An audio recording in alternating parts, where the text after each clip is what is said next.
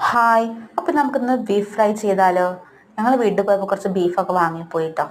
അപ്പോൾ നമുക്ക് beef fry ചെയ്യാം.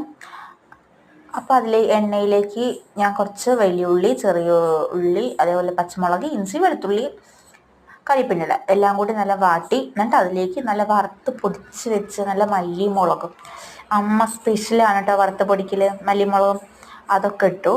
എന്നിട്ട് അതിലേക്ക് നമ്മൾ വേവിച്ച് വെച്ച ബീഫ് ഇട്ടു കേട്ടോ. മഞ്ഞൾപ്പൊടി ഉപ്പിട്ടാണ് വേവിച്ചിരിക്കുന്നത്.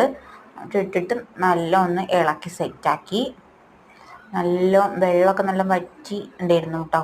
അടുപ്പത്ത് വെച്ചിട്ട് വേവിച്ചത്, കുക്കറിലൊന്നും ഇട്ടില്ല. അപ്പം നല്ല കുറച്ച് നേരം നല്ല സമയം വേവിച്ചു കേട്ടോ. അപ്പം എന്തായാലും നല്ല മുരിഞ്ഞ് കിട്ടിയിട്ടുണ്ട്. ഇനി അതിൻ്റെ മേലേക്ക് കുറച്ച് കുരുമുളകും കൂടി വെച്ചത് കേട്ടോ. നല്ല സെറ്റാക്കിയിട്ടുണ്ട്. അപ്പം എന്തായാലും വീഡിയോ കണ്ട് ഇഷ്ടമാണെങ്കിൽ ലൈക്ക് ചെയ്യണം, സബ്സ്ക്രൈബ് ചെയ്യണം കേട്ടോ. Okay, thank you.